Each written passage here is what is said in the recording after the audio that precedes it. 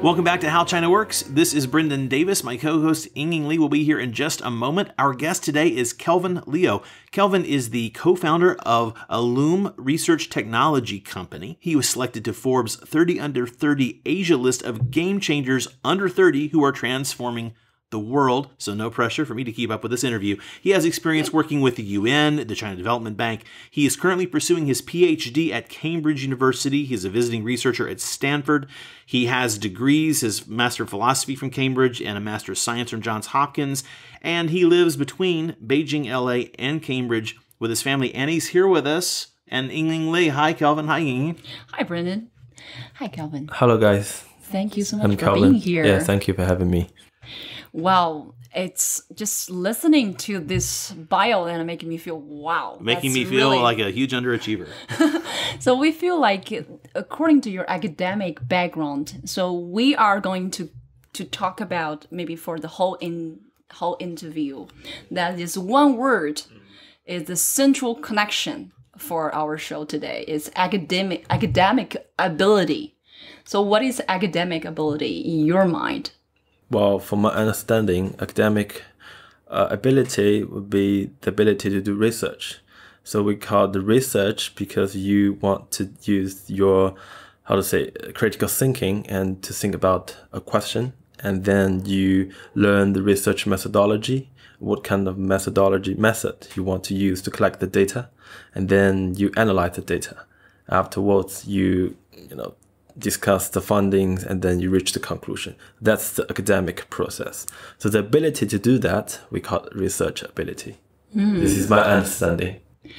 Can you tell us a little bit more about yourself? Like, how did you come along such a journey and now, doing this particular initiative? Yeah, where did that interest find its way into your consciousness? I live in Beijing, and I like traveling, and I also like challenge myself. I have a lot of international experiences in China, United States, and then I go to UK to further my education. I got 2 masters. It's quite a long journey for my academic experiences, and now I finalizing my PhD. So wow. I'm not quite academic, I would say that, because I also like traveling, like reading, doing sports. I like playing basketball, swimming. I like making a lot of friends. So yeah. Yeah. Well, one of the reasons for us to bring you here in our show is to really, this is an episode to showcase how China works and help the world to understand the young Chinese global travelers and global voice.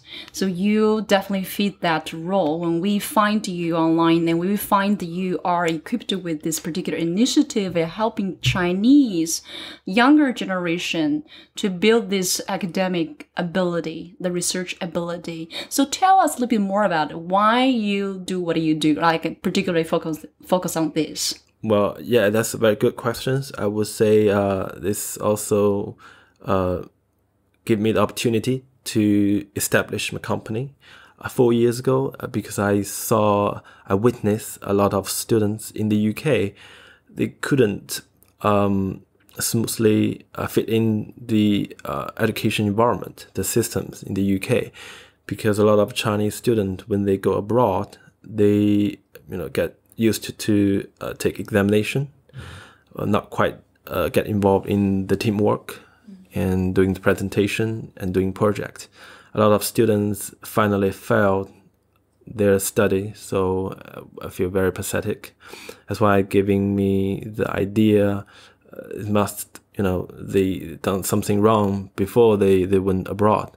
So I think I would like to take the opportunity to educate their thinking, their ability, not only to do the examination, but also train them how to do the research, how to do the project, and how to do the teamwork, brainstorm, discussion, and reach the conclusion. I think that's a very important element for their study. That was kind of partially answered the question why, right? And behind this project, what was the first step you took at that moment in order to be on this journey to help them to develop this? Well, the first step, I would say, I supervised a high school student 3 years ago, and he's senior 2, and in Chongqing. So actually, he was my first student, and we worked together. I supervised him to do a research for about 8 months. We do it's very technical research. It's about materials characterization, and to characterize the property of the raw curse tablet. So after 8 months, we constantly through online, through the video, I teach him how to do research, how to collect the data, what kind of the theory behind that, and afterwards we write the paper, and we publish that paper in a very international conference. And we together we went that conference, and the student make the presentation. Yes, wow. It's very good, and ultimately, and he got accepted by 8 very top university in the United States. So yeah, I was very fantastic. honored, and That's I was a very testament happy to your for idea. him. Yeah. So I can feel that the happiness maybe behind this. Yeah. And what was struggles like while you were collaborating or cultivating him on this particular skill, right? I mean, for a typical Chinese students, there might be some struggles. I mean, during this process, right? Maybe because before and after they might be hugely different. Yeah. But the journey is also very important. What are the typical struggles that Chinese students face and where do you start? when they're trying to improve this kind of academic ability? I think you mean the challenges. The challenges or the struggles, absolutely. conflicts. What they have to overcome or how they have to shift their thinking. I think a lot of high school students, even undergraduate students, and they get used to memorize knowledge, test the knowledge, but sometimes they couldn't do the teamwork and get involved in discussion with other background students and read the paper. That's quite important. And also they don't know how to do the research, use the correct research methodology. I think that's a problem when they study in high school, even secondary school. That's why I set up this company and try to improve their scientific thinking, which is very important. Yeah. So academic research, academic ability, I think, is one of the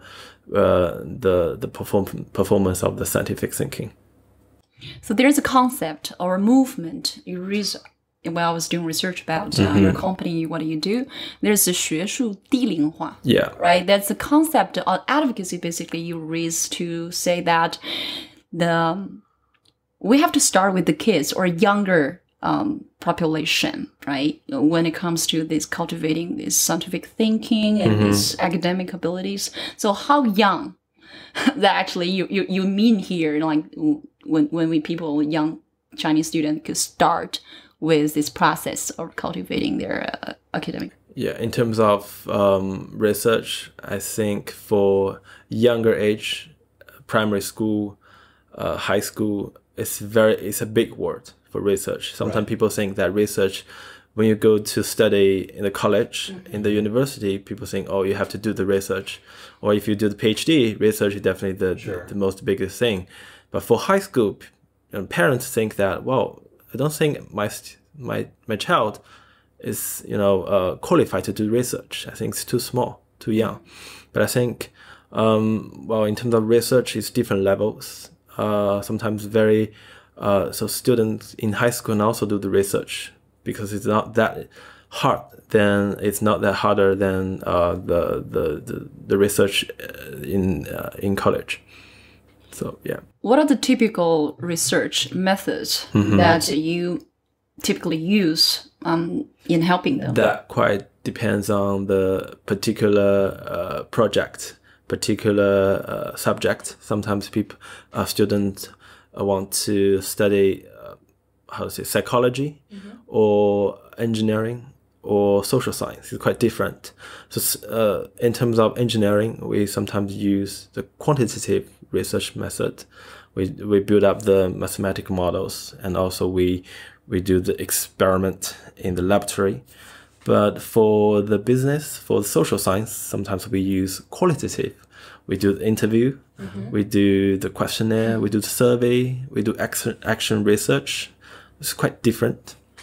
Have you found that that's a big, pardon me painting with a broad brush, but I'm doing that just so we can get in and fill in the details more accurately, because my perception I'll pretend I'm a little dumber about China than I'd like to think I am at this point, but the perception would be that the qualitative aspect is the part that's the hardest, I would assume here. Is that correct? Is that a bigger challenge? Because, I mean, my thinking would be that it's because, again, it's surveying and it's talking about subjective things that aren't like Gaokao testable. Is the qualitative research a bigger challenge to train the kids here, or is that assumption incorrect? For that perspective, I would say take the examination. It's not the research. It's just it's rote learning. It's memory, knowledge testing, right? A little bit practice. But for research, you have to raise the research questions. That's the most important thing, I would say that. And after you think about very innovative questions, you have to know what kind of particular research method you want to adopt, and then you collect the data and analyze the data. That's not about the examination. It's different testing approach. So to answer my question specifically, is that something that's more of a challenge? It's more challenging. That's not how the system has sort of been historically designed. Do you see the system itself changing here a bit? I know it is in certain progressive schools and whatnot, but do you see that system sort of changing overall? Right. In China, it started changing.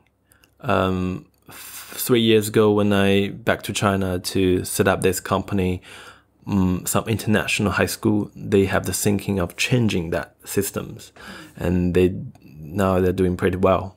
Yeah. But for the public school, they still try to navigating and also find the best way that fit their system, because the primary system is do the test. Right, and it's a lot of people, and because it's well established, and they've cut those neural grooves so well that's the whole system is sort of set up absolutely a certain way. Yeah. So you work with a lot of international schools here right now in China. We collaborate with more than 70 different international schools. So in approaching them and communicating with them, what are the biggest concerns among them in terms of carrying out their plans when it comes to cultivating students to be more independent thinker, to be more charismatic or capable leading globally, because the students are prepared to go global, so at least to go to universities overseas.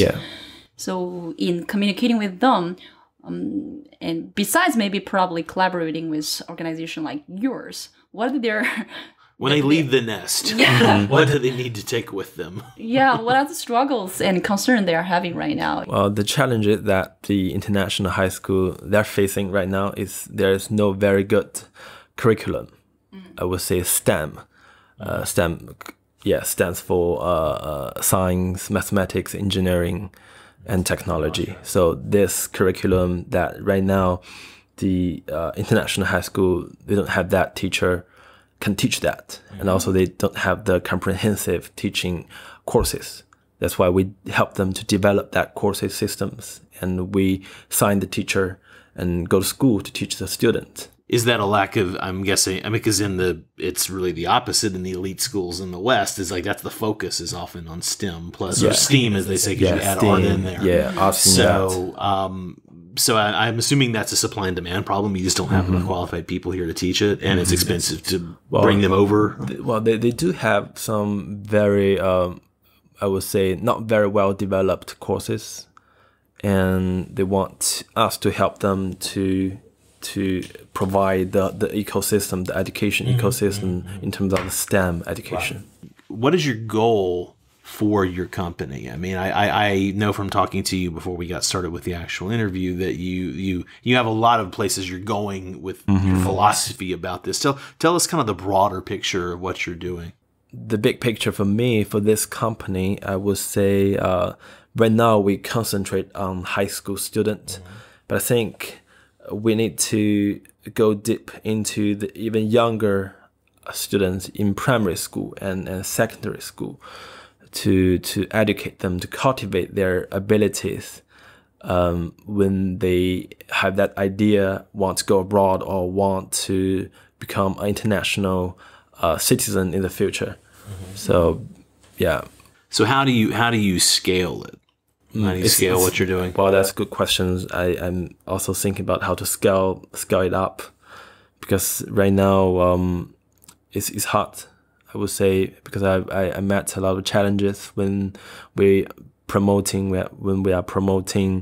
the course system, promoting our products. Some of the public school, they don't have time to do that because they have to, take every minute to do the, examinations. So is that a product or a system that you develop? Well, I would say more like a system. That's the systems. So the that system has to be equipped with professionals. Right. So you have to train people within the schools or train people who can go into the schools. Including the online study platform, the teaching plans, the lesson plans, the case studies, and also the textbook. Right. All within our system. So it's all integrated. It's not just simply like they couldn't just be like an online portal. You need someone who's the expert to actually do the teaching and do the testing. Right. We train the teacher. Yeah. I went through this similarly recently in my much less academically rigorous world, but with designing a film course for people. And the part that they didn't understand was, it's like this does require an expert to actually teach it. Right. You're not going to read this and be able to just have some generic person who can read the words teach it. You have to, the person teaching it has to actually have this experience. Right. And so I assume that's a challenge with trying to get people trained up here, because they're certainly capable and qualified people, but they're not cheap, and they're probably already doing something else that's probably pays them well in the market, things like that. So it's probably really hard to find and retain the talent that you need. Yeah, that's probably most discussed problem or issues education industry face here. Patience, or the cost of patience. It's really important, because when we're talking about academic capabilities, research capabilities, it makes a lot of sense that we understand it takes time to cultivate a certain capability, a certain skill.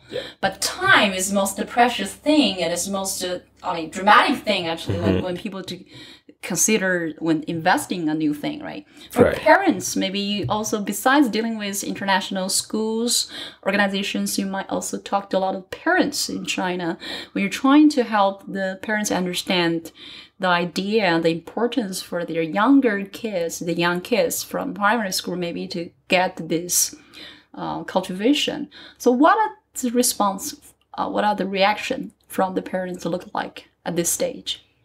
I would say parents, that depends on what kind of age. So for the parents who was born after 80 or after the 70, post 80, post 80, post 70, they are quite they're very acceptable for these courses. They think that's very good, and they have the idea to send their kids go abroad and to receive the education in Western countries.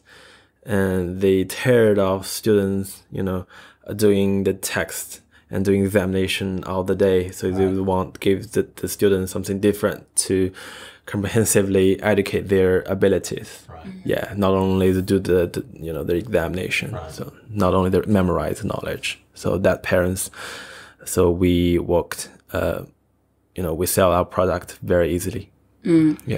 So nowadays, when we talk about getting children to study and getting the best international resources for them, we still look outside of China for an answer, like generally UK or US, right? So can you even imagine one day that we probably do reversely, or if there's any capability that this particular domestic market could be proud of in offering the students a certain type of skills that also are quite important? If not academic capabilities or research capability, what would be? I mean, locally, I mean, this is like taking the journey back to this culture, this environment, like this moment. If you think there's any relevant skill or relevant ability that the young kids from China, let's say, if they don't take this route to cultivate the capability of research ability and to have to connect with outside of China. So there's anything like locally or domestically, like a local advantage or a local maybe they're thing missing in schools, in the home, and parents might missing here in this particular environment. They could also focus in cultivating their kids. For example, well, a lot of time curriculums you design, they're involved with solving problems, like a global issue or something. Yeah. But maybe students might, miss looking around this at home. Like there's issues they can solve locally with local mindset, with some local traditions. Is that any kind of cases you happened? Well, we interacting. Now in our research, we have hundreds of research projects. Sometimes some of the research projects in different majors. I would say now we cover pretty much 40 different majors. Wow. So some of the majors are psychology, physics, biology. Some students they already in States or in the UK, so they are very interested in China, in Chinese culture. So we also developed that research customized for that student interest. Besides, from my understanding that you mentioned 科学思维 or scientific thinking as one of the key elements for I think kids, that's the foundation. Yeah, to, when it comes to how to become a global talent in the future, right? But what else? Like side by side, as important as scientific thinking. Like when sometimes, let's say, I talk about the leadership a lot, right?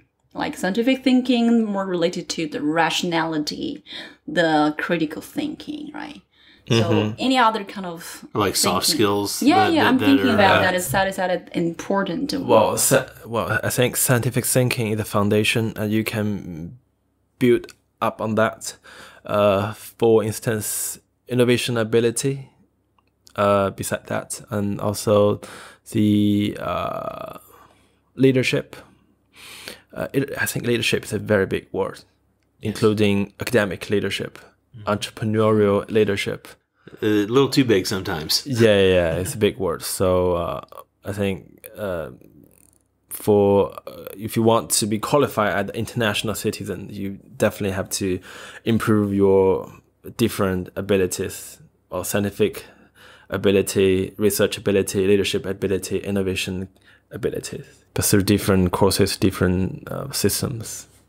So speaking of research and training, what is the focus of your research with your doctorate specifically? That's another story, I think. For my PhD research, I'm looking at how 3D printing technology, particularly FDM, SLA, and SLS, so that's specific technology 3D printing process. So how that compare with injection molding, casting, how that 3D printing can save energy, reduce material waste, and how you're going to develop a system to improve that process to be more effectively and more efficiently. So my research interest focused on industrial sustainability and advanced manufacturing and materials. So I try to combine them together. Yeah. Well, because I see a parallel between what you're doing with your academic work and what you're doing with this. That parallel seems fairly obvious to me. Yeah. Right. How do the two things complement each other? It's all about sustainability because materials recycling, waste reduction, energy reduction is all about how you can better use your materials, better use that energy. So it's all about sustainability, and I just want to improve that system, to improve that. And so that same, what I'm saying is that parallels with what you're trying to make more sustainable children in the future. Yeah, mindset. With this type of training. Right. As a Chinese, you went to top schools in the world, I would say, and spent such a long time in actually developing these academic skills and also your achievements. I'm wondering, are there challenges in this process of pursuing your academic career overseas in a top school, university? We heard the news that a lot of Chinese overseas students are facing a lot of stress when they are abroad because the academic stress itself is very, very heavy already. Right. So we're and curious. The cultural stuff that we're trying to curious figure out to know how was the time. life? How was the life? How was the life? Life was very tough. Yes, life was very tough. Yeah. Can you give us some examples that how you cope with that stress, if there's any, right? And if I can interject, just before you actually went, like what was your background in terms of high school and what your focus was? And did that help or hurt you? Were you still lost when you went overseas, or do you think or were you in a good position? I would say I keep changing the environment. I almost live abroad almost 10 years. First lived in the States for 4 years and then worked for 1.5 years and quit the job and went to the UK to further my education. I met a lot of challenges, not only academically but also the culture shock, the environment, language. I still remembered when I first went to Johns Hopkins. It's very academic, research-oriented university in the States. I couldn't understand what the teacher said, as I couldn't understand what my friends talked to me. A lot of foreign friends, so we hang out together, and they speak a lot of slangs. I couldn't understand, and also I don't know how to write how to finish the homework, because I follow the education path, so I are familiar with doing the examination, memorize the knowledge, but when I study in the States, I have to do a lot of other things, including the projects. I work with the team, and we brainstorm, we discuss, and also we have to read the project, the report. So that's very, very hard for me at that moment. I make the presentation in English. Yeah. So I need to improve a lot. Well, so you've developed this clearly from the ground up in yourself. Yeah, from the ground up. Yeah. Right. So what you're doing came out of your own experience. How did you, when you were figuring out, did you have a scientific interest beforehand? Did you already have a research methodology interest, or did you learn that and develop that as you went? How did you? How did you? Yeah, because that's a lot. I mean, you said 10 years. It might have taken 8 years. It might have taken most of that to do it. At that moment, when I was in the States, I couldn't think about doing a PhD. I couldn't imagine that. The priority thing for me is get done the degree as soon as possible and get a job. Right. Yeah. And make money. Start paying for all that school. That's very straightforward. And when I went to the UK, I feel that I was very lucky to be accepted by Cambridge University, and I spent 1 year doing the second master program. I feel that was very short and very intensive. I think, after that, I want to live longer in Cambridge, because that environment is very, very beautiful, very historical. I have a few friends who went there, and whenever I see their photos for reunions, I'm so jealous. For me, it's kind of like a paradise. Wow. So I want to stay there longer. So the best way to do that is further education, get back in school, continue to do the PhD. That's the only thing I can. Wow. So yeah, I don't have that research not interest. I don't have that research motivation at that moment. I just want to stay that longer. Okay. Yeah. And that's so a very pure idea. Yeah. And so how did it develop if that you didn't have it at that moment? I fall in love with the research topic, which is manufacturing, 3D printing. I think it's fantastic. But it's so esoteric and specific and complicated that you really had to. It's very you had to intake a lot of data and figure out how to order it in your brain. And I spent a lot of time, quite tough, and do the research, read the paper, do the literature review. It's very painful. But it's all worthwhile. Yeah. Looking back, right? It seems like, yeah. It seems like it's working out. Yeah, it seems like it's working out. Did you have a specific mentor? Who you could point to, or I'm curious because obviously there's a lot of you seem fairly autodidactic to me that you're self-learner, but you had a mentor or two who really as a doctoral researcher at Cambridge, we have two mentors. One is the supervisor who directly teach you, educate you, and help you, and the other one is an advisor and give you the external advice. And to give you some guidance about how to do research, some basic idea and philosophy. So you really learned how to do it. I really learned fundamentally how I do the research. Wow. Yeah. Project-based learning. We heard that a lot recently, and it's kind of very popular in education. Very popular. And that's the core or the backbone of your company's methodology or your research. That's the way of teaching. Right. So can you tell us a little bit more about PBL? Project-based learning is quite same with the problem-based learning.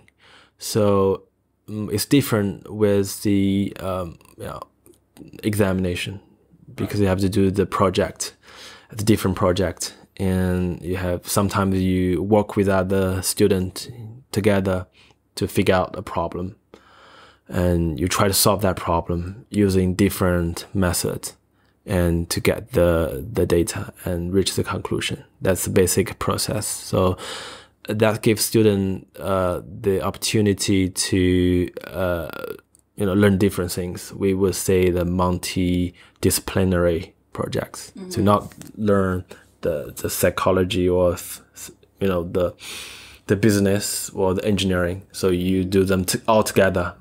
How is project-based learning as a method, as an approach, be integrated in your particular initiative or company right now? Like, can you give us some examples? That's quite good questions for us. As I mentioned, we developed hundreds of projects, covered 40 different majors. And we approach to student, and we understand the student interest, what kind of major they want to study in the college. So we help them discover their interest and help them to think research questions, and we teach them what kind of research method you want to learn and you want to implement and to collect the data. So that's the project-based. So now today is, like say, we are here right now, 2019, where technology has brought us to this place with this shifts. People talk about technology in education. People talk about the role of AI and algorithm, those all kinds of fascinating development in technology. All the buzzwords. Yeah, all the buzzwords here in AI. But seems to me, and while we're sitting here understanding that it's kind of like a Zen style of learning, because you really have to understand the importance, the significance, and the meaning of doing this. Yeah, that's all the knowledge. But what we try to do is to give students the method and give them the thinking, the ability, how to learn. Not only the knowledge itself, but you have to discover the philosophy, the way of thinking. That's the fundamental things for us to teach students. Yeah. That's why I feel this is more, in Chinese we say 经久不衰, or time proven. Yeah. And because the real essence of education or educating the future leaders and children, you kind of have to ignore those fancy buzzwords of everything else, just focusing on what is the key capability. Like sports coaches talk about focus on the fundamentals of something, right? The capability. Exactly. And there's the old parable of, give a man a fish, he'll eat today, teach him how to fish, he'll eat the rest of his life. So yeah, seems to me there's your initiative is more like a philosophy other than it's capability thinking oriented, because I would say student they study in school is just for 20 years maximum. Yeah. But in the future, when they go outside of school, when they go to the to get the job, so that's the lifelong learning. Absolutely, that's lifelong learning. So student can use the thinking, use the philosophy, the capability. Yeah. So in the future. Well, and this leads me to a question specifically that just occurred to me as we're sitting here, and you're, I think, uniquely well qualified to answer this, so no pressure. But because those buzzwords Ying mentions, what they indicate is the accelerating pace of change. And of course, I was actually earlier, this will date this interview, but I was earlier today watching the Democratic debates back in my home country. And that's somewhat talked about, of course, about what are we doing for the future, because that's going to make all these changes in the workforce. And that's obviously worldwide. That's not limited to one country. So this type of thinking, again, is you're teaching people how to fish. What do you think about? You got a master's in philosophy. What are you thinking about when you think ahead? You're looking down the road. What do you think the big challenges will be in the next, say 5 or so years? Whatever you think of as the next big change. What's coming in your estimation? And if you're wrong, we'll talk to you in 5 years. For my predictions, I would say the next big thing would how to teach all the students from all the ages, primary school, secondary school, and high school, not give them fish, but teach them how to fish. I think that's the challenge for us right now, how to scale up. Yeah, right now we focus on high school. Yeah, so how to scale it up to cover more and students. That's pretty much the issue that we face right now. And in terms of your own interests, whether it's your specific doctoral research or other things maybe you're thinking about, what are some of those challenges of the future? I mean, that's an interesting business challenge for you, and I respect it. But what are some of the things that you're actually thinking about that have impact? Yeah, that have wider social impact. The social impact, well, it's very internationalized, the environment. So I think more and more people will go abroad and be the global citizens, how you can manage that situation and how you become a leader. Well, yeah, that's quite important for the next generation. And if you can break down, like we're talking about the research ability or academic ability for a while, but if you can break down this particular ability into a more specific abilities. Okay. So what are the keywords, if you can give us 3 to 5, let's say, right? And so people better understand. Problem solving skills, research ability, leadership, teamwork, communication skills, innovation skills. And independent thinking. Critical thinking. That's all within the research ability ecosystem, I would say. And how is the role of empathy play here? Because empathy also is very important because you need to think in other people's way, and that's quite important. I would say that's EQ, one of the EQ criteria. So IQ is very important, but I think EQ is even more important if you want to live in not only in China but in other places. Yeah, how to discuss with people, talk with people, and to live with other things. Yeah. How do you integrate technology into your initiative?